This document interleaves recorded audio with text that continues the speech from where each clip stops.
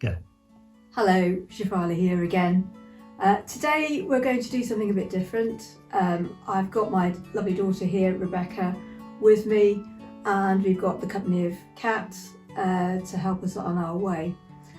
What we're going to talk about is how I came to know Jesus, and we'll probably have to do a mini series on that and just talk a little bit about my faith journey. Hi guys, so the first question is, when was the first time you thought about faith? I was aware of the existence of God as far as I can remember, from as long as I can remember. I had an idea, I don't know, because I was quite a sick child. I knocked on heaven's door at least 3 times, and I don't know if God somehow contacted me during that time. I really just can't remember, but all I know is I kind of just knew that God was there, but he was more of an amorphous energy, creative, but not really anything much to do with me other than God probably created me. And did your mum have anything to do with like your idea of faith or your idea of God and Jesus? Yes, my mum was a lover of Jesus. And she did share with me some of her faith, but a lot of that was restricted in that my dad was an atheist. Right, okay. So she shared some. I think I was really impacted when I read a poem that she wrote as a child about her encounter with Jesus by the sea, and that was a very moving account. But that was about it. I did accompany her to very, very high Anglican church, which I wasn't convinced was an accurate representation of how we should be relating with God. So how old were you when you actually said, you know what, I'm going to believe in Jesus today. I'm going to follow Christ? I was about 14. And what was that moment when you absolutely went, yes, it's Jesus. It's Jesus and God. Not just God, if you get what I mean. Yeah. Okay. So I'll talk a little bit how I got there. So my parents got divorced, and childhood was kind of a bit traumatic. And I got to a point before the age of 14 where the neat picture of what family was meant to be, which in my head was mummy, daddy, and 2 kids and a cat. And I'd been kind of brought up with that image, and we always tried to maintain that image to the outside world, that was how it was in our home, and actually it wasn't. So there was alcoholism and violence in my home, and after a period of that, the whole image of my world and my identity that was part of that world was completely shattered. It was razed to the ground, it was ashes. And I didn't really know what to do with it, and I really didn't know what the point of life was.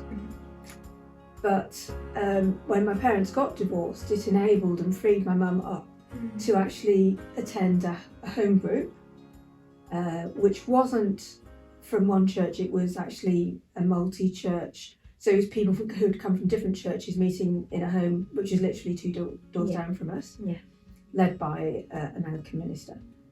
And what impacted me was that these people from all different walks of life really were talking about Jesus like they were talking with him.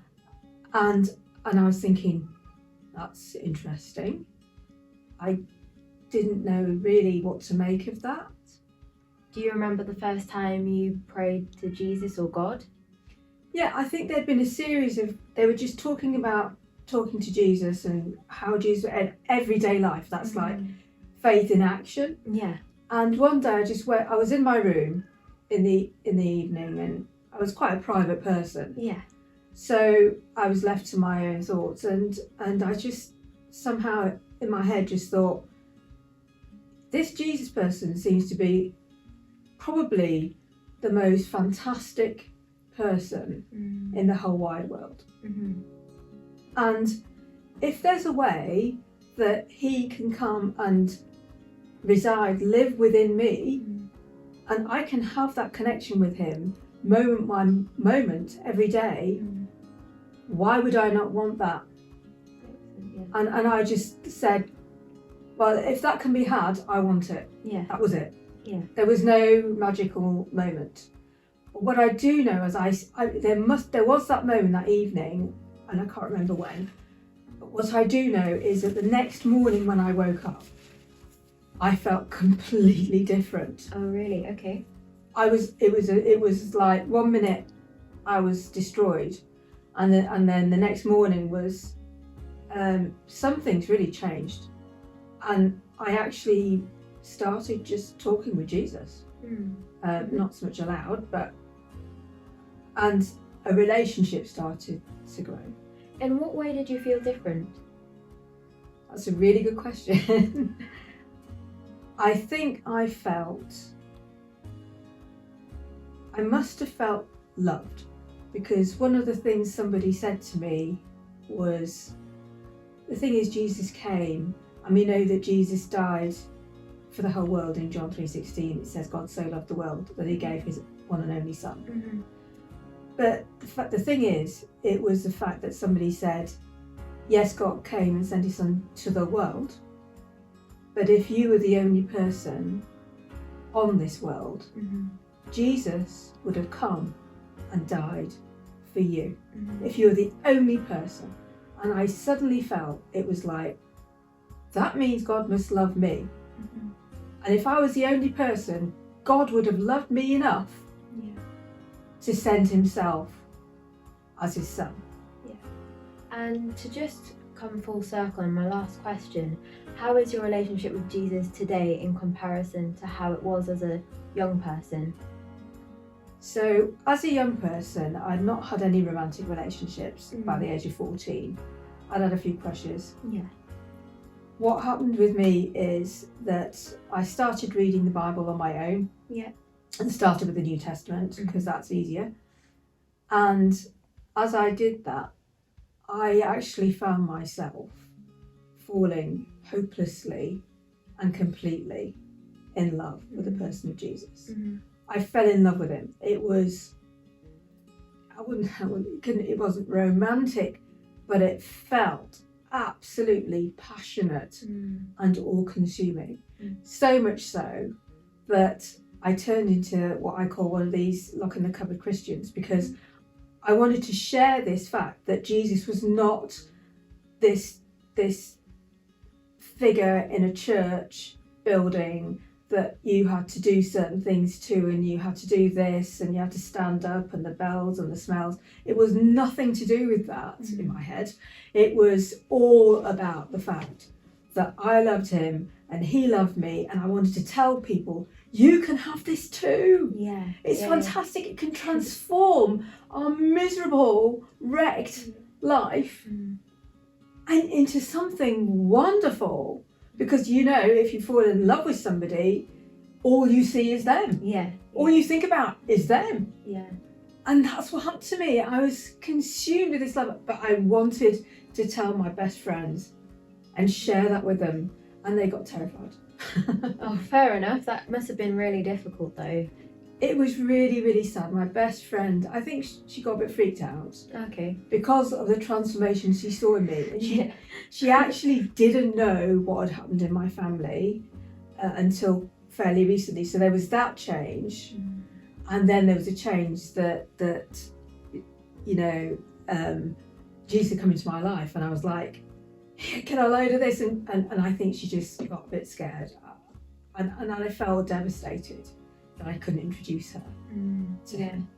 And do you still feel that strong love for Jesus now? Is it that same type of love?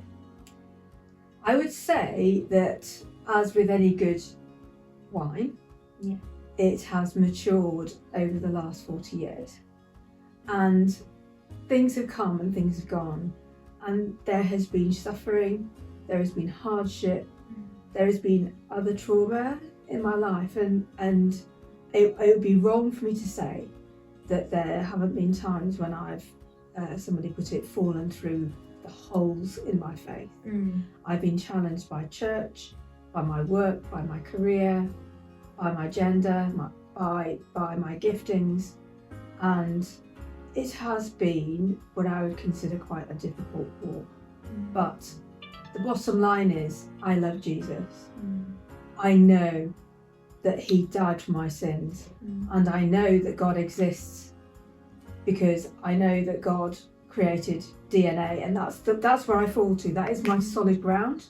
I can't get away from that. When I'm having all the doubts and I'm at sea, that is where I fall to every time. Yeah, excellent. I would agree with that. That's kind of where I would say, for me, that's how I say, well, there's not technically logical proof, but my proof is the world around me because of how beautiful it is and the science behind it all. I think that was some really great information, and it was really lovely speaking with you and learning about that.